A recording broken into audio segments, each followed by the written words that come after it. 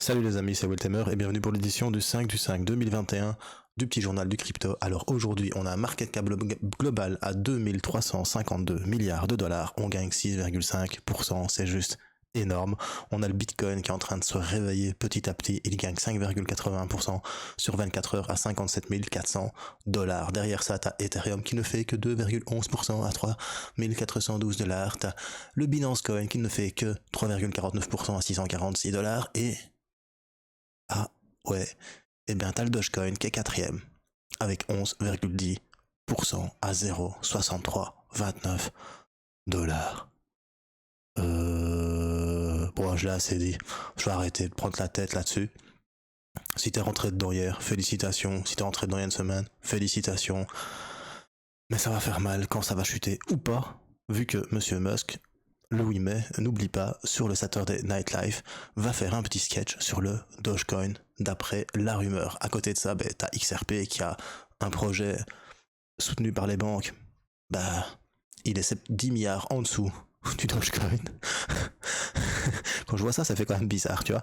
À 11,34% à 1,5 pardon, à 1,56 dollars. On a le Tether en 6ème position. On a Cardano, la petite étoile de mon cœur, qui se réveille. Qu'est-ce qui se passe? Les gens se disent, ouh, il y a un projet, attention, on va peut-être investir de l'argent dedans, ça risque de durer dans le temps, peut-être. Ou alors ils se disent peut-être, oh, Ada Wong de Resident Evil, c'est comme un petit peu Dogecoin, hein, c'est un truc un peu fun. Conclusion, ça vaut peut-être de l'argent, on va mettre de l'argent, puis ça ne vaut qu'un dollar, donc ça peut que monter. Allez, il fait quand même 9,93% à 1,42$. On a le petit Polkadot de Magic War qui te fait un 9,62% à 39,84$. Et alors, on a le Bitcoin Cash qui se réveille d'une de ces manières. À mon avis, t'as Roger Ver qui est pas content quand il voit son chien courir devant lui. Il se dit, tu sais quoi, je vais te rattraper, je vais investir mes liquidités dans mon propre coin pour le faire pumper. Conclusion, 32,16%, 1282,21 dollars, j'hallucine. Et puis t'as le Litecoin, n'oublie pas, si l'or est au Bitcoin, l'argent est au Litecoin. Litecoin, 350,28 dollars, ça c'est beau, nouveau all-time high, 14,35%. Ça j'aime, tu vois, ça j'aime. Derrière ça t'as Uniswap qui fait que 2,69 et le Chainlink qui nous fait quand même un nouvel all-time high aussi à 47,85%. Il gagne 4,38 dollars. On va regarder les top gagneurs du jour. Ah, ça va, le Dogecoin n'y est pas. Ah, ouf, encore mieux, le Telcoin, encore mieux. 52,16% pour le Telcoin et 273% en 7 jours. Après, t'as Ethereum classique, ben oui, un Ethereum pump, conclusion, t'as son petit frère qui continue de monter, 44,88%, il est à 91,13%, rien à dire, du lourd. Et j'hallucine, le Verge revient à 77,77%. J'hallucine. Des coins dont on n'avait plus jamais entendu parler reviennent. Je me pose une question. Est-ce que la alt saison serait seulement en train de commencer? Parce que là, c'est quand même du digit à 2 chiffres. Et c'est des anciennes cryptos, hein, du Quantum, du Siacoin, du Tron, le T-Fuel qui te fait 12%, le Zcash qui nous fait un petit 14,78, le Tezos qui revient en force, le Stellar Lumen qui revient en force, le Ezos qui revient en force, 26,17%. Est-ce que la alt saison vient de commencer pour 2021, direction la Lune, fin d'année?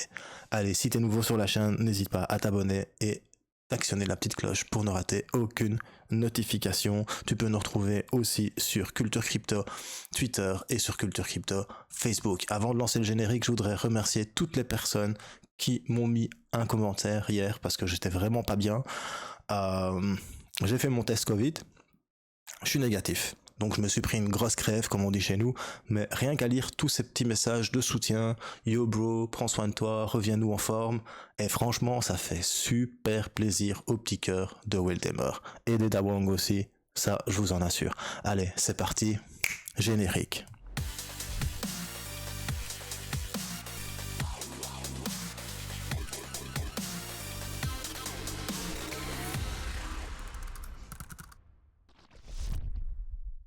Allez, on commence par une petite news sur Stellar Lumen et Visa qui s'associe à une startup fintech pour banquer les non bancaires.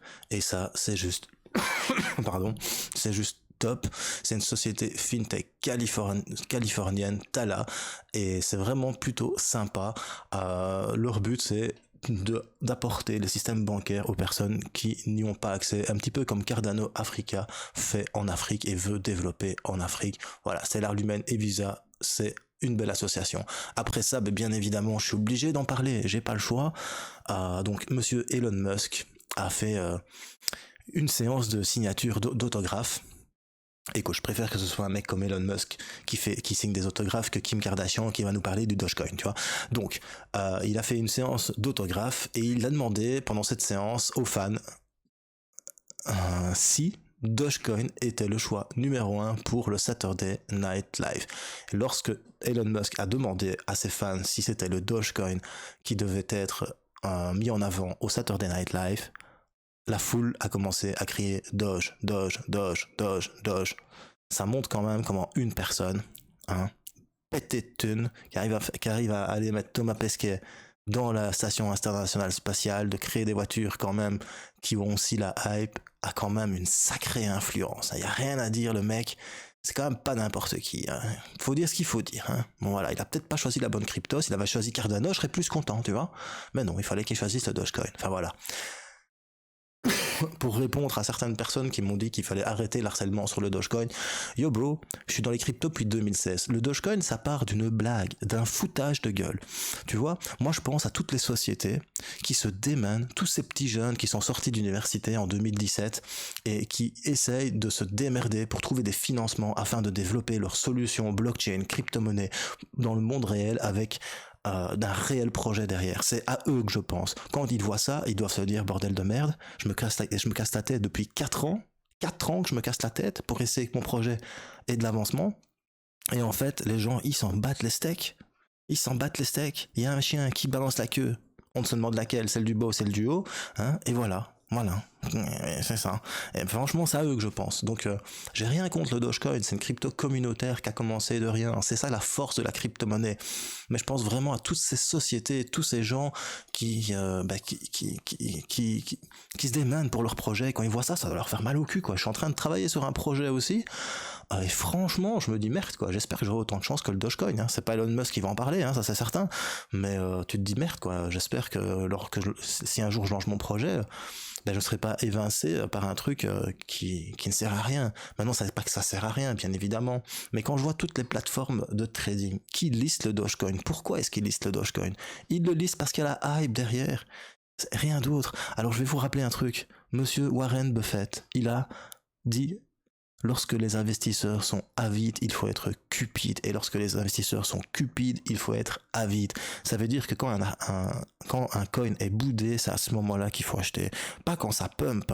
Quand je sais qu'il y en a qui mettent des sommes folles et dingues dans le Dogecoin, si ça se ramasse derrière, tu vas pleurer. Enfin voilà, au moins moi je suis fidèle à ce que je pense. J'ai rien contre le Dogecoin, c'est décentralisé. Enfin, il y a 90% des coins qui sont détenus par 10 personnes. Quand ces 10 personnes vont décider de liquider leur position et se ramasser un max de pognon, toi, tu vas pleurer tout seul avec ton Scotex et tu vas te sécher tes petites larmes, tu vas regarder ton slip. C'est pas qu'une trace de freinage qu'il y aura, il y aura une belle tache jaune aussi parce que tu auras fait pipi dessus, pas que caca. Voilà. Et je veux juste vous dire que c'est ça la force de la crypto-monnaie, c'est la communauté. C'est comme ici, on crée une communauté, bien évidemment, mais c'est juste que ça me fait mal pour toutes les personnes qui se défoncent avec un réel projet derrière, point. Et c'est l'image qu'on montre de l'écosystème, en fait, le Dogecoin. Tu vois, des fois, quand je parle avec des gens, ils me parlent du Dogecoin, quoi. Pour eux, c'est ça la révolution. Et je fais non, rien à voir. Le Dogecoin, c'est rien comparé à tout ce que la blockchain va pouvoir changer. Et j'ai l'impression que ça lobotomise les gens par rapport à la crypto et à la blockchain pour que les banques derrière puissent venir à un maximum te vendre des cryptos à rabais pour que eux plus cher pour que eux se fassent un max de pognon. C'est toutes des petites pensées que j'ai par rapport à ça. Donc je suis pas anti-Dogecoin, je suis juste triste pour les gens qui se défoncent pour des projets réels derrière leur crypto-monnaie. Voilà. Tout ce que j'avais à dire. J'espère que tu comprends quand je dis Dogecoin fuck off, c'est ça que ça veut dire. Après ça, on va plus en parler du Dogecoin sur ma chaîne, c'est sûr et certain, sauf samedi. S'il atteint le 1$, je fais un petit live sur Theta TV. Si tu veux me rejoindre, t'as le lien en dessous et je monte mon cul. Je l'ai dit que je le ferais, J'ai qu'une parole. Weltemer, il a qu'une parole. Je l'ai déjà fait, montrer mon cul en live, donc ça me changera rien de le faire. Mais voilà, franchement, samedi, si ça arrive, je fais un live, parce que franchement, je reste sur mon cul. Et comme je resterai sur mon cul, je te le montre mon cul. Alors après ça, on apprend que le Link éclate et atteint un nouveau all-time high à 67,8 $. C'est juste magnifique. Tu vois, ça, c'est un projet. Link, c'est quoi comme projet? C'est un oracle. Et un oracle, qu'est-ce que c'est? L'oracle, c'est l'interface qui va prendre les données de la réalité et les transposer dans une blockchain sans tiers de confiance. Donc ça veut dire qu'il n'y aura pas une personne derrière qui va encoder les données. Du coup, tu peux avoir 100% confiance dans le système car c'est un script qui va prendre les données et les mettre dans la blockchain. Il n'y aura pas l'erreur humaine qui pourra arriver ou biaiser les données. Chainlink, c'est juste un projet de dingue. Après ça, t'as Cardano, le stacking arrive enfin sur Kraken. Kraken, c'est un des plus anciens exchanges. C'est l'échange aux mèches, moi j'appelle ça l'échange aux mèches, que quand tu regardes le chart sur Kraken, t'as des mèches de malade, enfin bref, t'as quand même le stacking qui arrive, tu vas pouvoir gagner du 4 à 6% annuel sur Cardano, c'est plutôt sympa, 4 à 6% quand tu sais que ton livret épargne te fait payer de l'argent. Après, on apprend que le Grayscale, donc Grayscale, c'est la société d'investissement de fonds Bitcoin numéro 1, devient le sponsor crypto de l'équipe de football américain des New York Giants. Juste magnifique. La crypto commence vraiment à devenir mainstream.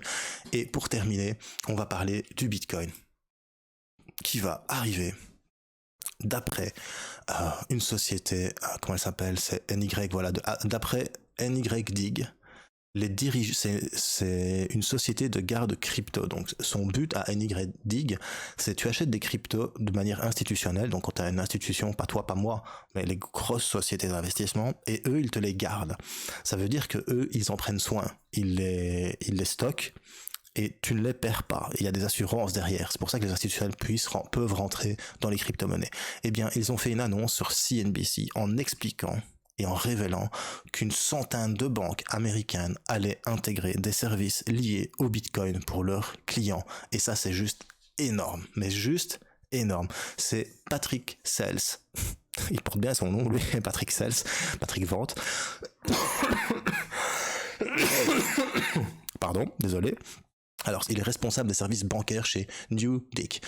Alors, des banques ont déjà adhéré à leur plan Bitcoin et souhaitent bientôt offrir aux clients les moyens d'acheter, de vendre et d'investir et de négocier le plus grand actif crypto au monde, le Bitcoin. Ce que nous faisons, je cite, c'est de simplifier pour que les Américains et les entreprises ordinaires puissent acheter des Bitcoins grâce à leurs relations bancaires existantes. Ça veut dire que le mec qui a un compte à sa banque, il va pouvoir acheter directement des crypto-monnaies sur sa plateforme de sa banque. Et ça, c'est juste révolutionnaire.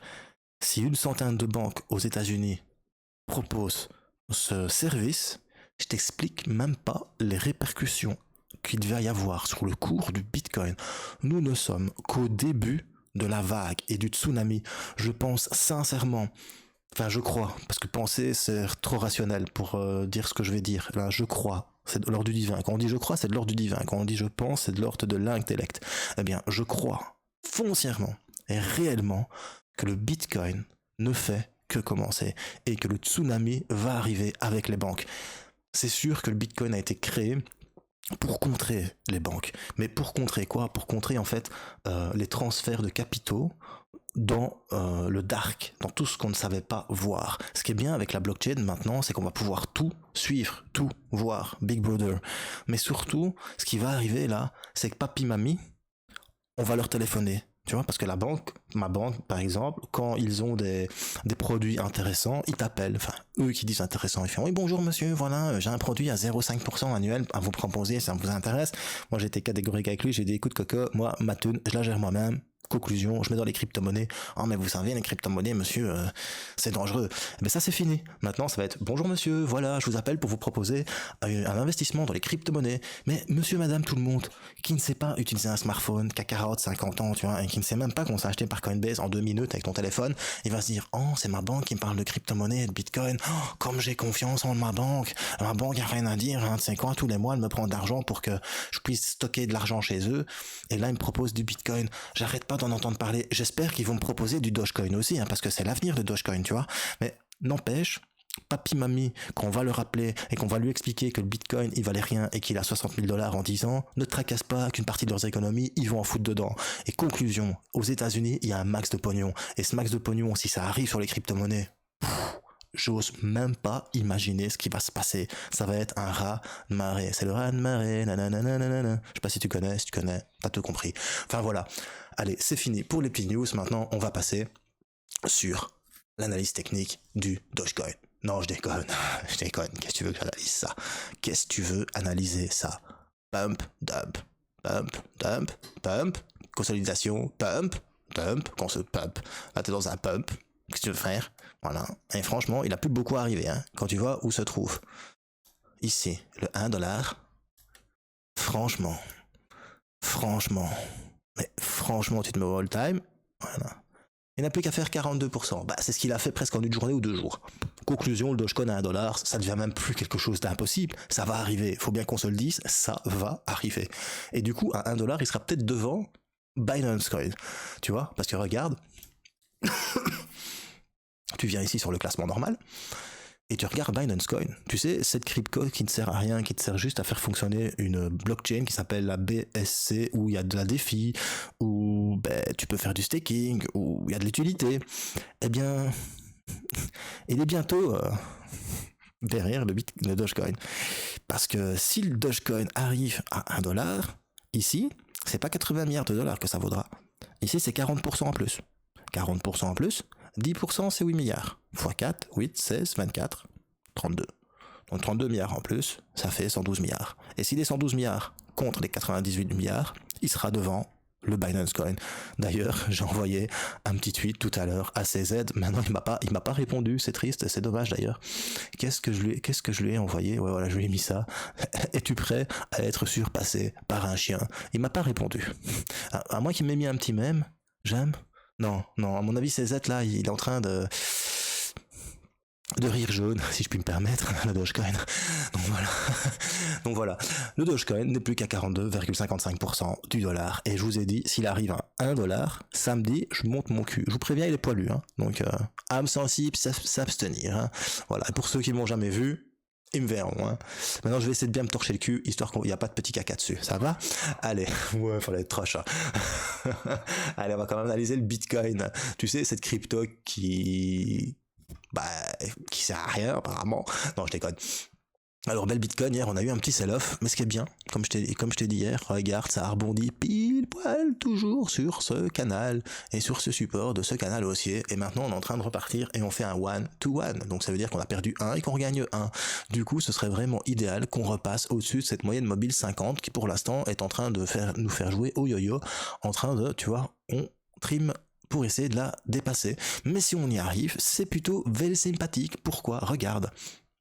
Ce qui se passe, c'est qu'aujourd'hui, on est repassé au-dessus de la moyenne 50 mobile sur du H4, et surtout, on vient de repasser au-dessus de la moyenne mobile 200 périodes. J'aime bien qu'on a essayé plusieurs fois, mais ce qui est important, c'est pas ça. Ce qui est important, c'est le Dogecoin, tu sais bien. Alors, ce qui est important, c'est ça. Ce qui est important, c'est maintenant, c'est que ici, avec ce point-là, on a créé cette oblique descendante. Maintenant, il va falloir qu'on vienne la chercher, cette oblique descendante. Mais on peut regarder aussi ça ici, hop, on peut se dire, mais ça peut être là. Ben non, là, ça va pas. Quoique si, parce qu'en fait, si tu veux, hop, on en est sorti, on a rebondi dessus, on en est ressorti, on a rebondi dessus, on l'a cassé, on a rebondi ici, on est revenu, on l'a cassé. Tu vois que ça, il y a eu du mal à casser ces trucs, hop, et puis ça a pumpé. Donc, pour le moment, on est au-dessus de la moyenne mobile de 100 périodes. Moi, ce qui m'importe, c'est ça. Et surtout, ce qui est important, c'est où se trouve le RSI. Le RSI, il est toujours dans une zone médium. Il est à 55, 56. Attends, je suis bête, c'est marqué ici. Il est à 56, 56. Tu vois, c'est noté ici. Et 56, 56, c'est un endroit où tu dois refill, où tu dois recharger, hein, pour pouvoir arriver au 70. Et si tu arrives au 70 et que ça break, le prix va simplement s'envoler. Et quand tu vois que ça redescend et qu'on sort de la zone des 70, tu vends. Tu prends tes bénéfices, ça va rechuter un petit peu. Et puis ça revient en zone médium. Et si on quitte la zone médium au-delà des 40, ici, t'attends, t'arrives ici, quelque part dans la zone de survente, et quand tu repasses la zone des 30, c'est peut-être le moment de re-regarder le Bitcoin et pour re-rentrer dedans, dans la zone médium, dans un moment de hausse, tout simplement. Voilà. Après ça, c'est tout pour les analyses techniques, parce que je t'avoue, J'ai chié un max encore cette nuit, j'ai dû dormir sous le divan en conclusion, c'était pas top. Donc voilà, je suis un petit peu fatigué. Merci encore à toutes les personnes qui m'ont mis des messages de soutien, ça fait super plaisir. Je vois qu'on est vraiment en train de recréer une communauté comme j'avais il y a 2 ans avec la première chaîne, et ça c'est vraiment tip top. Et pour ça je vous dis merci. Allez, n'hésite pas à mettre un petit pouce bleu si t'as bien aimé, un petit pouce rouge si t'as pas aimé, mets des commentaires, on est en train d'y répondre. Mais bon voilà, il y en a tellement de plus en plus que ça commence à prendre vraiment beaucoup de temps de répondre à tout le monde. Je m'excuse du temps que je prends, mais je mets un point d'honneur à répondre. Et surtout bro, n'oublie pas, choose life, choose freedom et choose Bitcoin. Peace.